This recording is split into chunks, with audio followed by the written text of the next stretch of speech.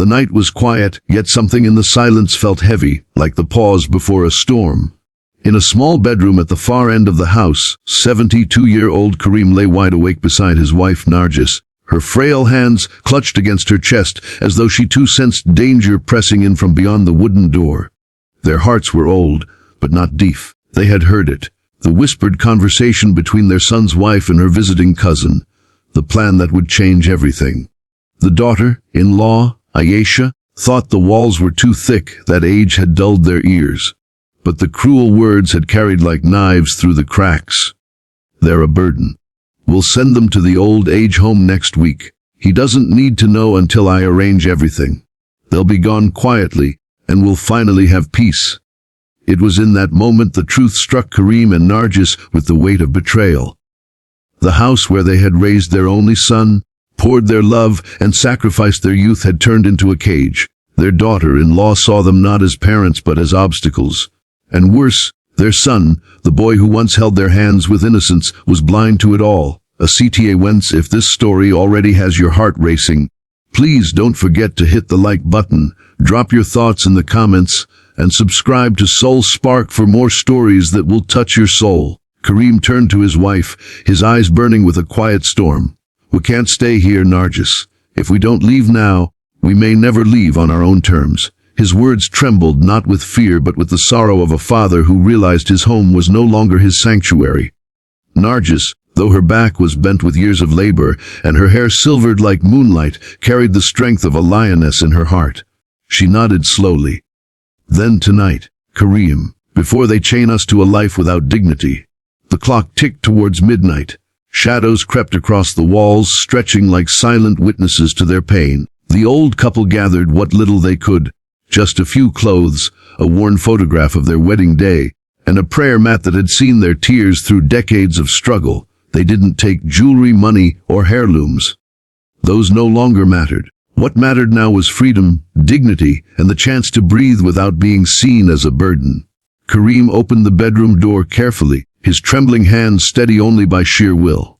Every creak of the wooden floor seemed to echo like thunder in the stillness. They moved quietly, step by step, hearts pounding with the fear of being caught, like prisoners breaking free from chains invisible but unbearably heavy. At the gate, Karim fumbled with the rusty lock. The cold night air brushed against their faces as though welcoming them into a world still alive with promise. When the lock finally gave way, they stepped out into the darkness, not as fugitives but as souls reclaiming their dignity. But freedom was not easy. The road ahead was long, empty, and unkind. They had no car, no money for a rickshaw at that hour. Their bodies ached, their knees protested, yet they kept walking hand in hand under the faint light of the stars. The city that once buzzed with energy now felt vast and merciless, but together they kept moving forward. As they walked, memories flooded their minds. Karim remembered working double shifts at the factory so his son could attend a good school. Nargis remembered skipping meals so the boy could have milk. They had poured every drop of love into him, and yet here they were, cast away like forgotten relics. The pain was unbearable, but with every step, a new truth grew inside them. They were not burdens. They were survivors. Hours passed until exhaustion nearly crippled them. They sat by the roadside, shivering under the night's chill. Nargis leaned her head against Karim's shoulder, whispering, "Where will we go now?" His eyes welled up. He had no answer. The world they had built revolved around their son. Without him, their map was blank. But before despair swallowed them, a faint glow appeared ahead. It was the small mosque at the corner of the neighborhood. The call to prayer would come in just a few hours. Karim and Nargis walked into the mosque's courtyard and found shelter on its cold floor. The muezzin, an old friend of Karim's, noticed them. His eyes widened at their disheveled state. After listening to their story, his heart broke. "You won't go to any old age home. You're not alone," he said, placing a comforting hand on Karim's shoulder. "There are still people in this world who know the value of parents." Word spread quickly through the community. Neighbors came forward with food, blankets, and open hearts. One family, who had long admired Karim for his kindness, offered the couple a room in their modest home. For the first time in years, Karim and Nargis felt warmth, not from walls or roofs, but from love freely given. Meanwhile, their son awoke to an empty house. Panic surged through him when he discovered his parents gone.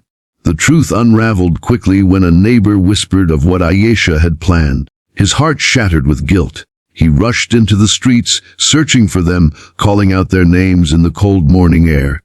But when he found them, safe in the company of kind souls, he saw the look in their eyes, eyes that had always shone with love, now clouded with disappointment. "Amy, Abu, please come home," he begged, tears streaming down his face. But Nargis, with her trembling voice, replied, "Home is where hearts are respected, Beta. The walls you live in may be yours, but they stopped being our home long ago." Her words pierced him deeper than any blade. He realized then that forgiveness was not his to demand, it was theirs to give, if ever they chose. The couple decided not to return. Instead, they began a new chapter, surrounded by people who treated them with kindness and dignity. They volunteered at the mosque, teaching children to read, sharing stories of resilience, and becoming a beacon of hope for others who felt abandoned.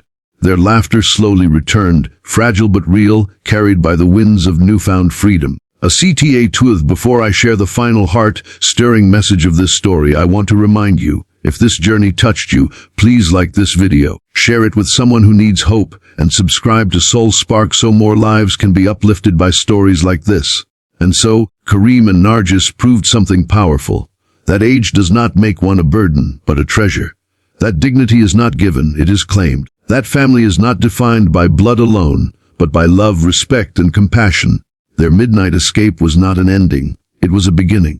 A testament to the truth that even in the darkest night, the human spirit can rise, find light, and keep walking toward freedom.